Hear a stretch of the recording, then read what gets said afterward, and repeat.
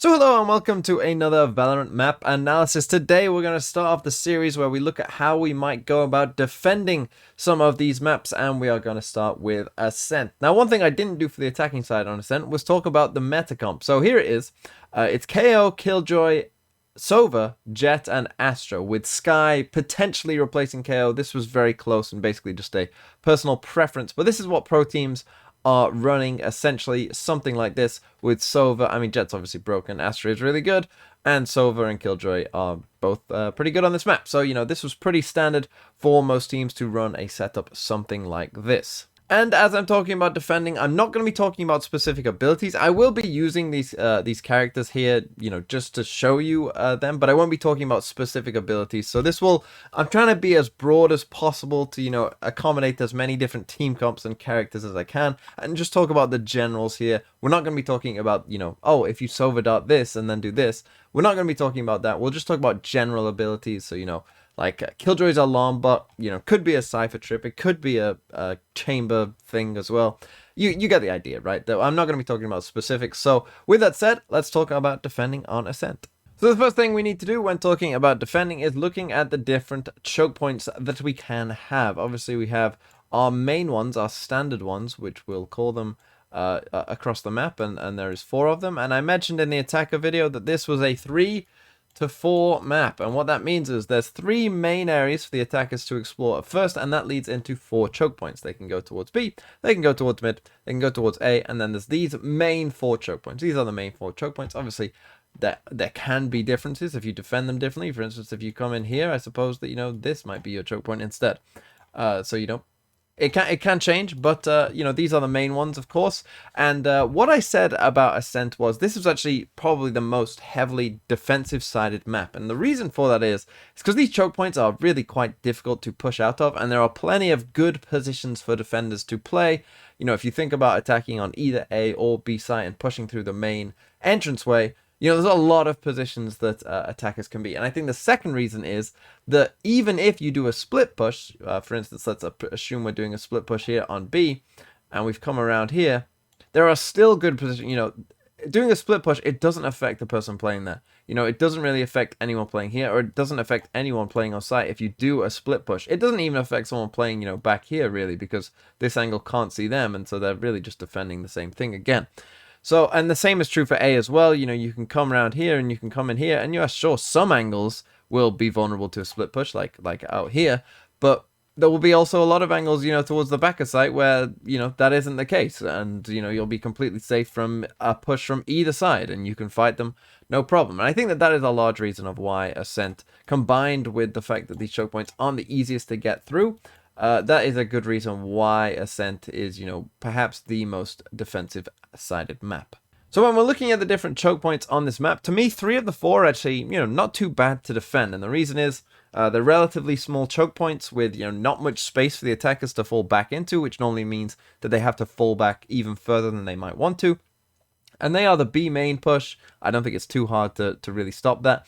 The A short push, garden push, I should say, is quite easy to stop a lot of time, and A main as well. I don't think that any of these choke points are too hard to stop a full rush with just a bit of utility, a molly or a Sova dart or something like that. Just anything that can deal damage that would stop someone running through. I think all will work very well on those choke points. Now the one here in mid, I do think is a bit more tricky to stop. Because, this is a very open space for the attackers. They have plenty of places to fall back into if they want to. And, there's spaces for them on either side as well once they've actually gone through it to find cover pretty easily. So I do think that this is probably your hardest choke point to defend. But even that, isn't the worst in the game either. So really, we are looking at a bit of a defender's paradise. And then one thing, of course, there is only 4 choke points to defend, and you have 5 players. And this is, really where your defensive setup is going to come about. And what's kind of funny is this is reminding me of, on Haven, I didn't really have any hard and fast rules because I felt like on Haven attack, you can kind of do what you want and you'll probably find some success. I think on Ascent defense, much is kind of the same, where you have 5 defenders for 4 choke points, and 4 choke points that aren't that hard to defend a lot of the time. And so, really you can probably do whatever you want. What I would probably suggest for you is it's good to have you know, one person manning each of the choke points, and then your fifth player might be like a jet opper, like, you know, I've got kind of highlighted here, that just floats around the map, you know, can go to any of the different choke points, because, you know, with an op, there's normally at one good angle. I'd say A is probably the worst because they can jump on this box here, which can be a bit awkward, but there's gonna be probably, you know, somewhere good. And so with an operator on this map, and I do think it's a pretty good opping map as well, you know, you can get quite a few kills, and I think that that would be your best fifth option, is just to have a floating op player that, you know, travels around from each round from side to side, and just goes wherever they want and just figure it out from there, and, you know, get some free kills. And if you guess right, then you'll, you know, probably be in a 5v4 hopefully. But one strategy I do just want to quickly show you is about defending this mid push here. As I said, this is the choke point that I don't think is the easiest to defend, and so this player might have,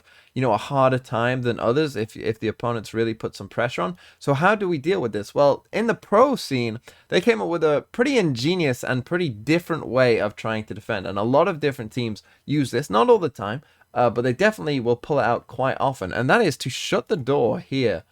On B side, the defenders will shut the door by themselves, and they will essentially give up this space. This space will be given up for free a lot of the time. And normally what they'll do is they'll take like a Killjoy alarm bot, or it could be like a Cypher trip, or it could be one of Chambers thing, and they'll just put it, you know, in here where the defender's barriers to just know if there's someone there. And what they'll often defend instead then, they'll often defend like this push instead and make this the choke point. And the difference here is this choke point is much smaller, and there isn't really anywhere for attackers to go once they've crossed this threshold. You know, they either have to just completely fall back, or, you know, they have to face the music and fight. And, you know, this is a very confined area where, you know, the defenders know where they are. So this is what defending teams have done. And then with the idea that, you know, even if they do, as I mentioned, come around here, there's still plenty of safe places to play from. You know, normally a player will be like back here, just like on the ledge, ready to drop down, and someone will be back site. And even if they come through the door and come that way and come for a B split push, you're still fine. And you also get the information of them destroying the door, that they are there, and you have the information of the alarm bot as well. So you'll have a pretty good idea of what's going on as well. And this I thought was an ingenious way of defending this map, and I do think that you should go for it. Now, there are some rules here for your players to know if you are going to go for something like this. One would be, you know, you have to be playing in areas where this split push isn't going to be a problem for you. For instance, you know, I mean, I've seen pro teams do it where they put someone in logs. It's a bit of a 50-50, right? Like, it's kind of, you know, will this person check you that comes from this way? Do they check logs? If they do, you'll just die, and you'll, you know, maybe cost your team the round. If they don't, then, you know, you can win the round. I don't personally love taking that kind of risk, especially on a defender-sided map where, you know, we have the advantage. So I would make sure that you're playing somewhere, you know, that is safe. It could be back here. It could be, as I mentioned, on the lane side here, like just ready to drop down. It could be on site itself, right? There's plenty of good positions to play still, even if they do come for this split push. So just make sure that you're in one of those positions. And then this person here, you know, that's kind of guarding like this choke point instead, this person cannot die. This person dies, you're in a lot of trouble. This person just needs to make sure that they cannot really get past here. Like, do not let them pass there. As long as they don't get past there, you're probably still okay.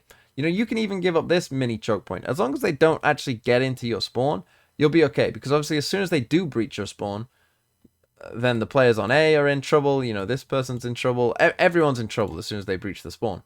But if they don't, then you should actually be okay and be able to, again, you know, hold out, because they kind of have nowhere to go. If they can't breach into your spawn, again, they're kind of just stuck in this area, you know, and if they're stuck in this area, they aren't really hurting you. You know, as long as you know they're there, they aren't going to hurt you much. Now, also, when we talk about sort of common strategies and where you might want to start and things like that, I don't think this is the most amazing map to get really aggressive. And I'll talk about that for multiple reasons, but I mean, like, you know, obviously you can potentially peek this angle. Again, because this is a defender-sided map, you know, when you have the advantage generally in any situation, you want to play safe. If you feel like you've got the advantage, you play safe, right? The same is true for if you're on an eco round versus a full buy. You know, if you're the eco team, you want to play risky, you want to play aggressive because it might catch someone off guard, right? But if you're, you know, in control and you've got the guns, you want to play as safe as possible to make sure that nothing crazy is going to happen. Because chaos is where, you know, weird things can happen and you can end up losing a round. So that's not what you want to happen, right? What you want to happen is safe and secure and, you know, all things going well. So that's what you really have to kind of think about. And I think because we have the advantage on Ascent generally is a defended sided map, we shouldn't need to play too risky in general. We can just defend our choke points, be sound defensively and not need to take too much of a risk. And that is also true for rotations as well. I generally don't think that, these aggressive rotations, particularly this, I mean, sometimes obviously it'll work, but like, a full rotation, let's say from B towards A, right? And you go all the way into defender spawn. I don't generally think that it's like the best thing. One, this is a very long route to take, so it's going to take you a very long time, and you might need to run across here. And if someone is in mid, like here, they'll hear you running across there.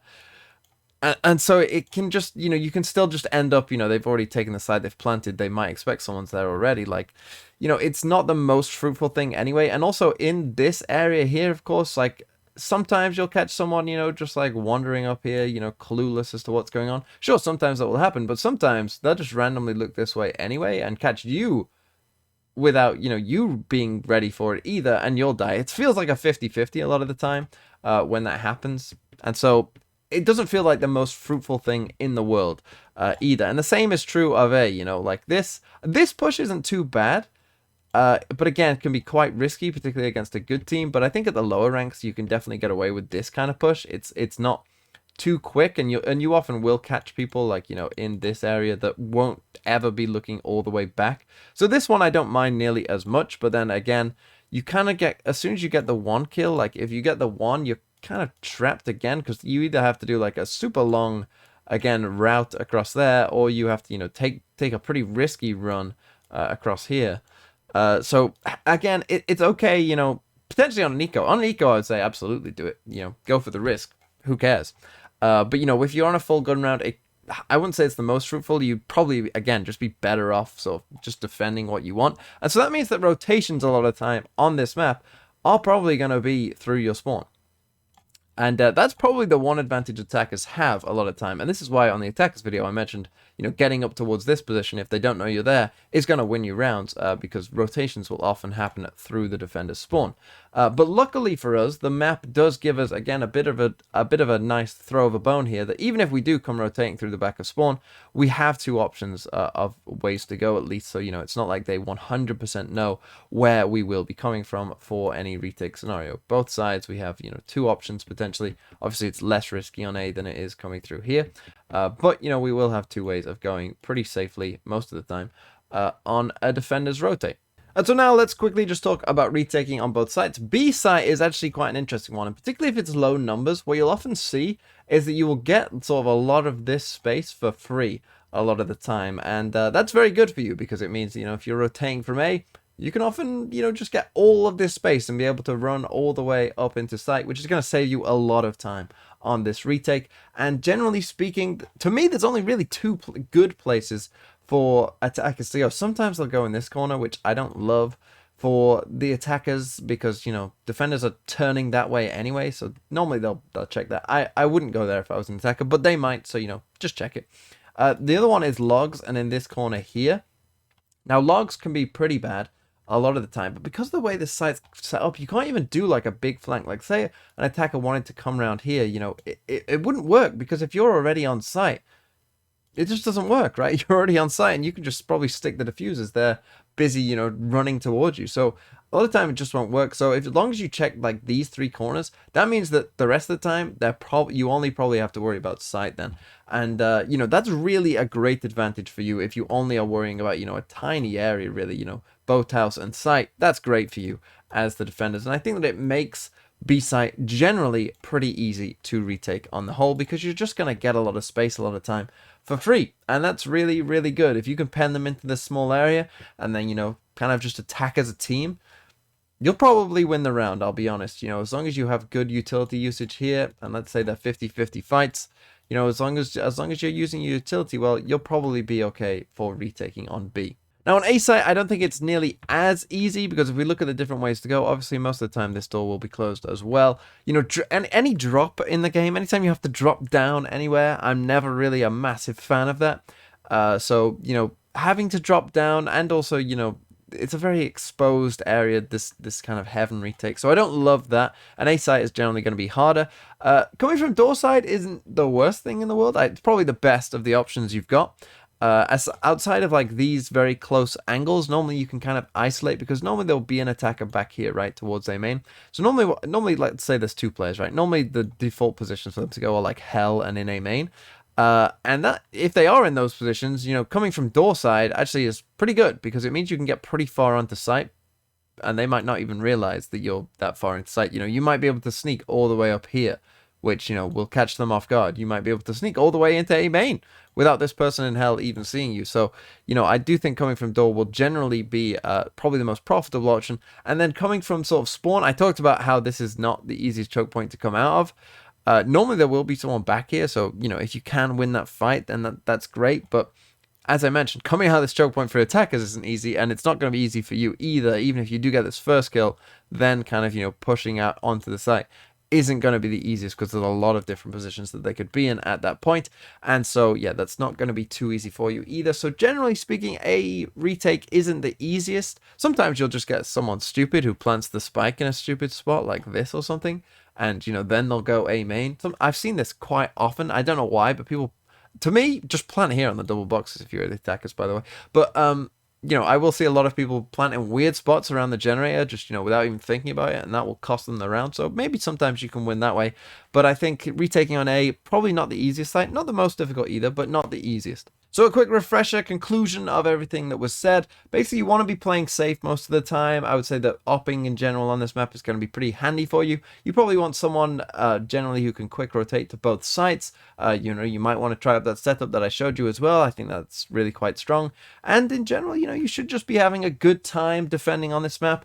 Really just kind of, doing the default kind of setup. I don't really think there's too much that I need to say. I'm sure most of you are probably defending pretty well on this map anyway. Not that many people struggle with it in general, because it's quite an easy map to defend.